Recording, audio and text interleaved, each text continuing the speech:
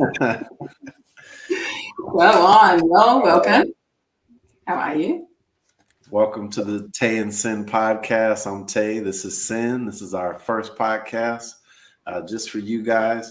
And it's going to be a podcast. Tell them what the podcast is going to be about, Cindy. So we've decided to do a podcast on long distance relationships. What we're going to find out as we go through this journey is learning all things that come up when we talk about long distance relationships, which is very different, obviously, to your regular standard everyday relationship. There's a lot of different things to navigate through. So we spend a lot of time on the phone. So we figured we may as well do a podcast. Bring some content to you guys. So first, though, this podcast is brought to you guys by Gratitude Creates Magic right here. And you can get your Gratitude Creates Magic hats, shirts, hoodies, and yoga pants at Be Grateful and Golden on the Etsy store. Wonderful platform if you haven't checked it out before. And you can also check out Cindy in her home. I'm on Instagram at Kindred Rejuvenation. So all things Reiki, meditation, sound healing, can contact me through there, and then we can arrange online, over the phone, or in person treatments, sessions. Help sponsor me and Cindy's meetings. Perfect. So what are we going to do? We're going to start off talking about how we actually came to meet, being that we're how many miles apart? What, close to 10,000?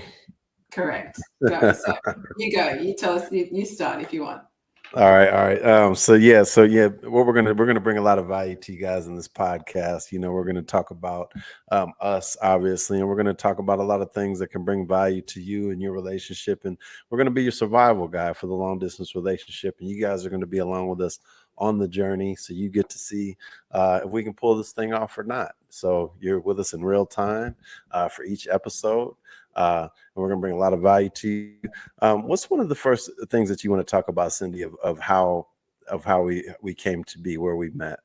Well, why don't we just talk about where we actually met? Because it wasn't, we met on an online platform. It was an audio app that we both were a part of since 2021.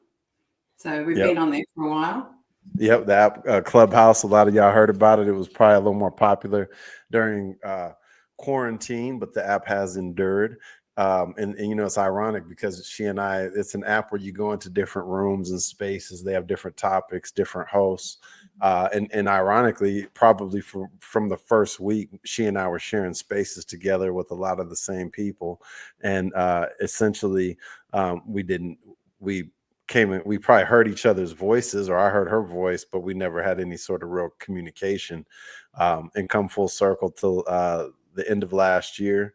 I was in a space a lot more that Cindy is the host of. It's called Ever Mindful. It's a beautiful space. It was exactly what it is, of being mindful, and just a great community of good people. And I would sit in there and listen, because they do card readings in there, oracle card readings, and they do music days and different stuff. Play your favorite song, and then they do meditations. Book club. Yes, we do the book club there. Reading a lot of mindfulness books, and I just spent a lot of time in the room, and and the way that me and Cindy started talking, I didn't start talking to her on the app about, hey, you look hot and we should, like, in front of people. No, it wouldn't have gone anywhere if we did that, I don't think. No, it was quite nice, though. It was quite organic. We started spending a lot more time in the rooms because you were coming in a lot more. So over the last 2-3 years, we were in different rooms. We gravitated to a lot of mindfulness spaces. I think that's where we're in all different kinds of rooms. Maybe some music rooms as well, because we had Vince's rooms as well. And then all of a sudden, it was more, you were more in the Ever Mindful space. I think you really liked coming into the book clubs and the Monday oracle readings. And then there's also like Jin's room that she would do from time to time. You would pop in as well. Yeah. Yep, yeah, another psychic room. Definitely Yeah. love my healthy psychics. Yeah. Grounded, like Yeah. So, have stuff going on in life, and not anyway. so that was fun. But that was nice because it was organic. So you'd come in and it was almost like we started talking about certain topics in the room. The book club was a great one because we'd always talk about topics that were coming up in the room. And it's almost like you start getting to know people's thought processes and your thought process through the way the room was like directed. I know where you're going, but before we go there, let's and this is for the audience. Why should the people care? Why should they care? Um, What are we bringing to the people? And I'll well, grab let's it if you want. go on, do it. I think what's important about the way that we met and under the facility that we met, the space that we met is important to acknowledge and pay attention to. Uh, we had a like-minded, we had like-minded items. We had high-minded items. We had self-development in there. We had obviously mindfulness in there. We were coming from a place of abundance, not lack, not trauma. We weren't bonding on each other's Yeah. trauma. We weren't like, oh, you were beating your relationship and I was beating my relationship, so we're beat together. Like it wasn't that sort of connection. It was more of like, and that was a terrible analogy, but it's like, but I'm just being real. Like we're not bonding on some sort of trauma, No. and in all respect to anyone that's been through something tough, things, this and that. Mhm. But it's really about growth and development, positivity, positive mindset, abundance mindset, uh, things that really are going to connect us to our highest purpose. And she and I have some high-minded goals. We want to change the world together. So this is just our first start of doing that and taking the energy and the cultivation of energy that was being harnessed in those rooms, in those spaces with all those good ideas, and bringing it to a platform such as this. You're going to hear about our smiles, our cries. You're going to watch the journey in real time.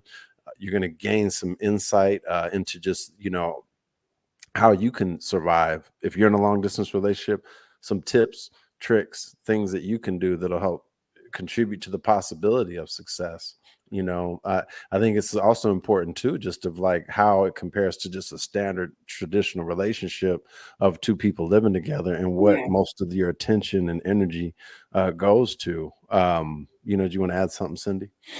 Absolutely. It's just there's a lot of different things that pop up when you're in a long distance relationship, communication, and all different things that we probably take for granted when we've got our partners or our other halves in our close, in our neighborhoods or that live with us. So I think that we're going to see, we are in real time too. It hasn't been that long since we started discovering and seeing where this thing goes. So I think the beauty of it's going to be being able to, go through this, meet people along the way, or bring this to people who are probably, starting off a long distance relationship, and finding obstacles that come up because we're obviously going through this in real. Tools.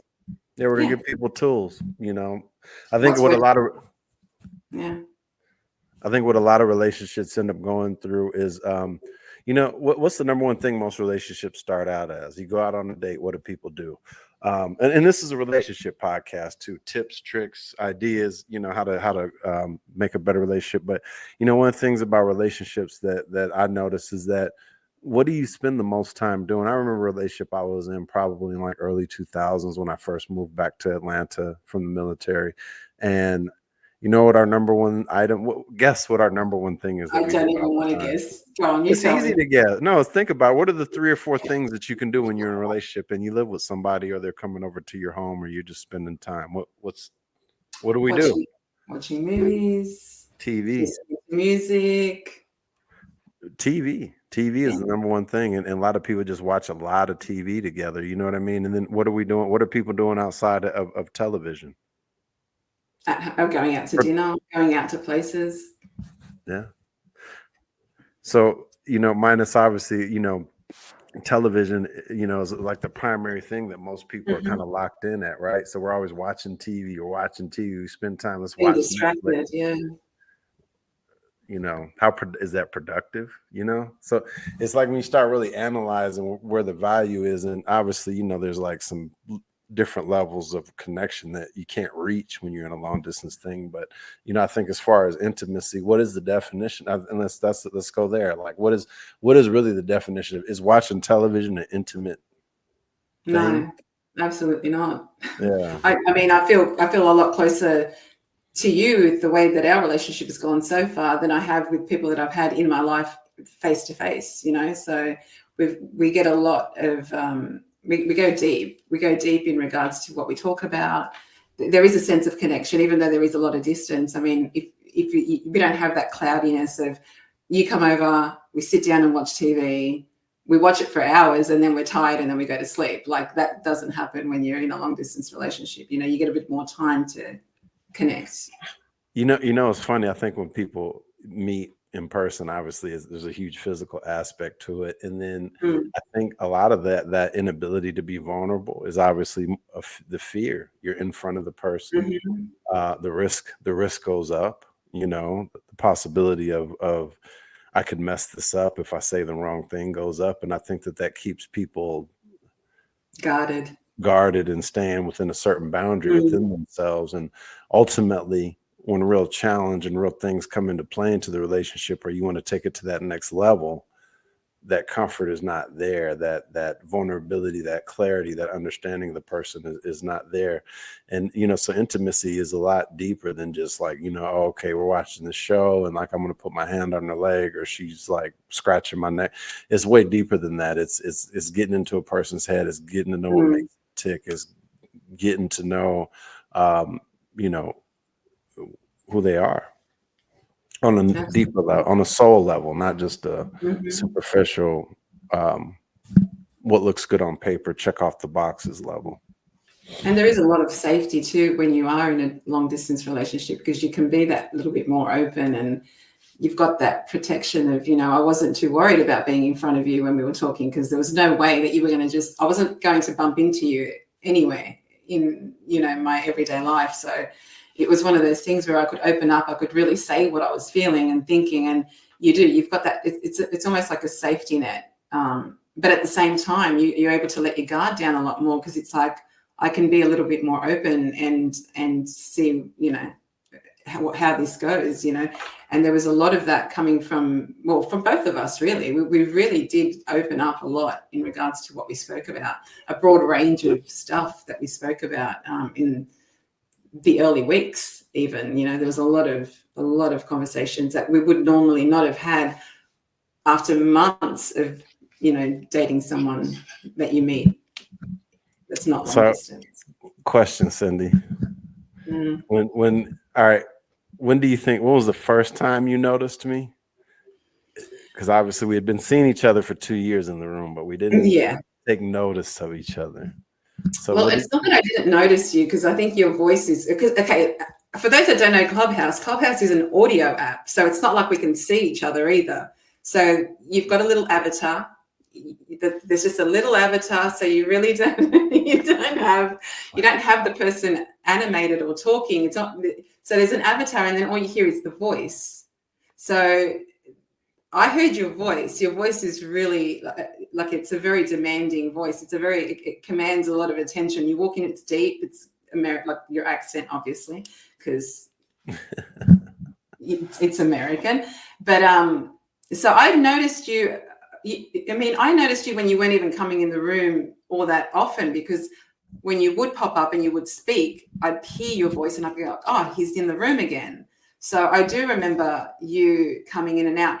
I didn't think any, and also I wasn't mentally in a place 3 years ago or two years ago where I was even remotely, you know, open to even connecting with anyone on the app. So I kind of just had everyone as, you know, I was acknowledging people in my spaces, and that's where I remember you coming in more than anything else.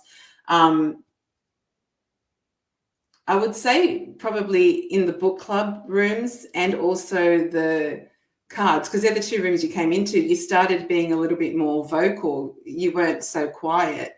And because I was facilitating the spaces, I kind of got to interact with you a little bit more, which is where I kind of went, oh, he's back again. And, and then I would notice that you were in the room. And then Jin's room, with Jin being Jin, it was kind of like, there was more communications, a little bit more playful, that room. It's not so much of like our structured Monday to Friday rooms that we do on Ever Mindful. It was kind of like just Jin and my room. I didn't have the other 5 mods. So it was kind of like we facilitated the space with us, and we've had an over 30-year relationship, as in our friendship has been going since we were 11 years old. So it kind of opened up a little bit more of a playfulness in that room. So we kind of got to, I think you and her had some talking about exercising, and she remember when she said to you, oh, he's going to get up me, because that's something that we say in Australia. And you were like, what the hell are you talking about? But yeah, so it was kind of like, then Australians have a lot of sexual innuendo phrases. No, you Americans have a dirty mind. That's see? If you say you're gonna run up in, he's gonna run up in me. That's just no. He's going to get up me. That means well, then now that you clarified, he's gonna get up me. Okay, he's gonna get up me. Yeah, as in for not that's exercising. Not sexual at all. No, well, see, it doesn't have to be. But yeah. So there was those rooms, right? So then it was kind of like, yeah, I just noticed you. That's how it happened. And you were coming in frequent. I noticed you a lot more because you were coming in more frequently. So that's basically how I remember. And you've always got the same avatar too. So the avatar's never changed. So you kind of get familiar with, oh, he's here. That's true. I changed it a bit, but I think in December I changed it because I had went to a seminar, the Aspire seminar. And I had taken a photo. I had to do an impromptu self-tape there in the actual ballroom, and I had like just screenshot it. I was like, hey, I look really good. This is a good picture at this event. And then so I started using that as my avatar. I remember seeing you in other rooms. I remember seeing you in other rooms over time. And then I've been really I'd started spending more time in that space, that Ever Mindful space. And I remember, obviously, you're one of the main people in the room, the founders of the room. And I would listen to you guys and I would hear your voice and I'm like, who is this? And then I would look at you can look in a person's bio once you click their picture on the app. And so I went into her bio and I'm like, oh, West Sydney, Australia. Like too far away. This ain't like, what are you gonna do? I was like, are you trying to make your life difficult? Like is life not complicated enough to start talking to somebody that's thousands of miles of like a day away flight? But possibilities are endless in life, so we always have to be open to a possibility. And so, I would be in the room and she and I would be sharing and she sent me a card one day. I just loved hearing her voice, like anything, reading a book, reading a card. It's an amazing voice. And she'd sent me photos of the card and the stuff that she was reading from the Oracle book. And I was like, oh, here's my shot. Yes. And fortunately for me, I'm like, I have like have some level of manners and crass. Like I'm not crass. I don't just go in with things. So she had posted something on Instagram about Italy, and I was like, that was on my list of places to travel to. And then I says, we should meet in Italy together. No passport, but we should meet there.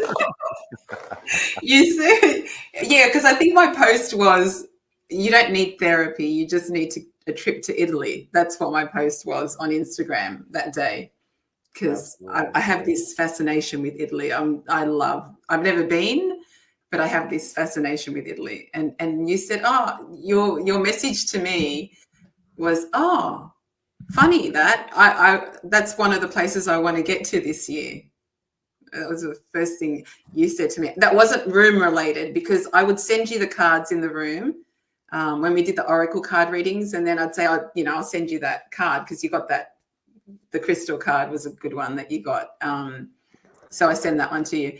And it was just like a thank you. You were very well mannered. Like you were you were just like so nice. I was like, oh, okay, cool. There's your card. Thank you. Whatever. There was nothing, and I'm not a flirtatious kind of person. So I was never going to do anything. Like it was never going to happen. But so then when you said to me something about going to Italy, even then, like you said something about I want to go there this year or something, and I just jumped straight into that my mum had gone. I was just like, phew, just didn't really, capitalize on we should go. We were basically, it was like, okay, all of a sudden we were travel buddies and we had all these places to go to. And then I suggested that we should have a phone conversation, and then you immediately let me know your availability. And from the minute that we started talking on the phone, I knew that we had a connection. From the minute we started sending each other videos, I knew, there was a strong connection, strong bond there. Very, very unique set of circumstances. And then, there's a lot of stuff I will get into. We're going to save it for another episode. I want to give you guys just too much. We'll talk another few minutes here. But yeah, like as far as some of the things that we want to get into and share with you guys is, okay, like, once we made the discovery of like, okay, we like each other. Okay, how did we figure this thing out? And we won't go there to right this second. We'll go there in a later episode. But, how did we figure this out? What conversation did we have? How did we come to the conclusion that this is a real possibility?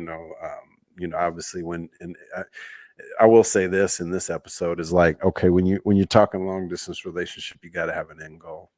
You got to have an end goal. If you don't have an end goal, if you don't have some, it's just fluff. You're just kind of like, it's you can always have the relationship, but as far as being realistic about taking it to another level, it's the possibility is limited, and I think when you start talking about being in a long distance relationship for 2 and 3 years, and then you're just having to just able to travel and see each other a couple of times, and then you have to really make some decisions about if you're comfortable with that, if that's what you want. I think communication is important.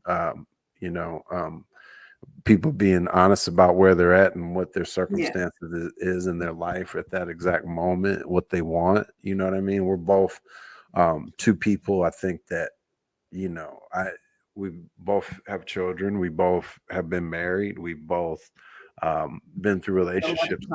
Yeah, that's what we found out about when we started talking. There's a lot in common there. Young parents, kids older.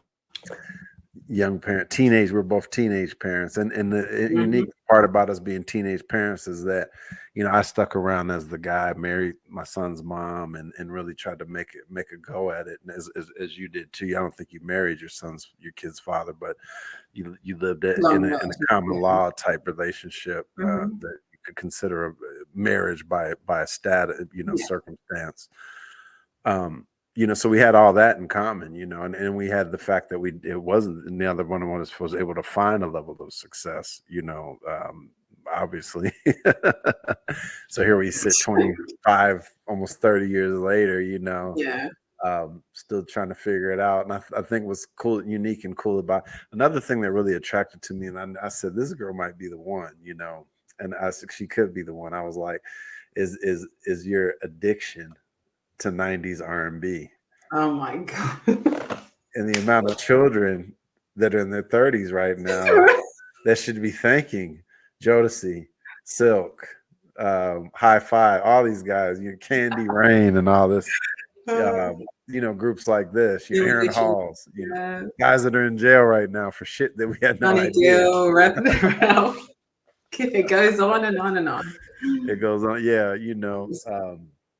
so I think when I made that discovery about you, I was like, okay, I got something special here, because she had a vibe like a girl that she was like the girl next door that was 10,000 miles away. Slightly next door. But that was, good music. And you've introduced me to some music that I've never heard before as well. And you like it, Some of it I like. That other stuff you played the other day was like, What stuff? What I play?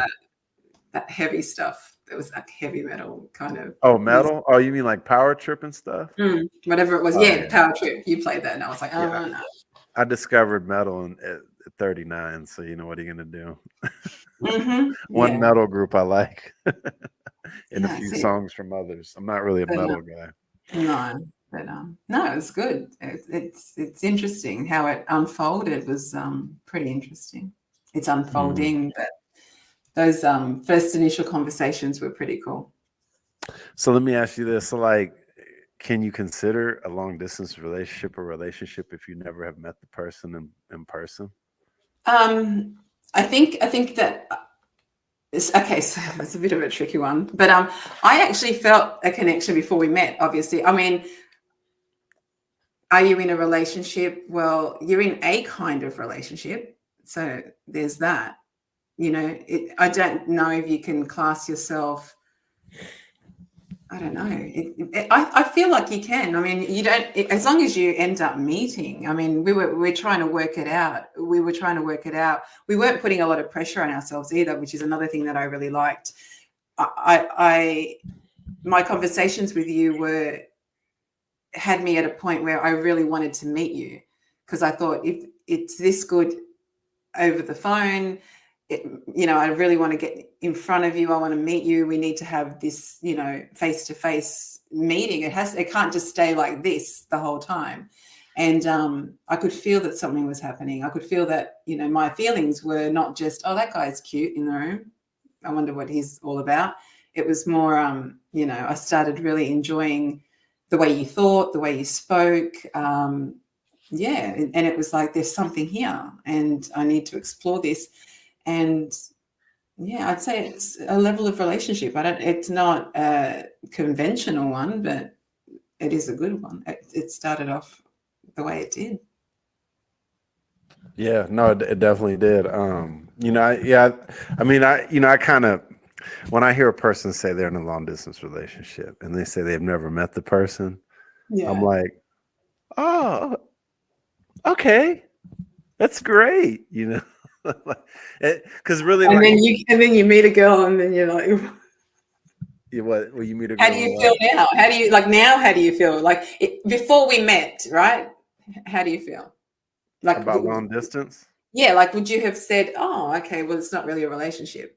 It's something, but Um, it's not really a relationship. I say it's a friendship until you Yeah, physically until meet you meet. and kind of Mm. like consolidate it, in a traditional fashion. Yeah, right, Like, gotcha. and actually spend time with the person and realize that, my dogs are going crazy, and Can't hear them. realize that there's some chemistry there and there's some Mm. possibility there for potential, you know what I mean? Yeah. And I think once you've talked to the person and you've established that there's a possibility of, like, I'm going to come to where you're at, or you're going to come to where I'm at, and there's an openness to that, I think then at that point you can label that as something that's real. Up to Mm. that point, I would just say you have a really close kinship or bond Yeah. with Yeah. the person. And I think it's like when push comes to shove, as far as making the real commitment, making Mm. the decision about that, Yeah. that's where it really flows into. And that's what we're going to talk about in the next episode. We're going to talk to you guys about our first meeting, where it was at, how we felt, what we did, and then after that, like, okay, where do we go from here? Mm. So this is our Yeah. so glad that we got the opportunity to just share this great story. We're going to try to make these about 30 minutes each. That we it's agreed on Yeah. about 30 minutes a piece. Yeah. I think Um, that's good. yeah, and so grateful to just have everybody on this journey of excitement and just questions, anything, support. That's what this really is about. Can we make this Mm. thing work? Will it work? You're Will along it? for the ride. Yeah, Mm. and if it's not, this is going to be up online for people to go.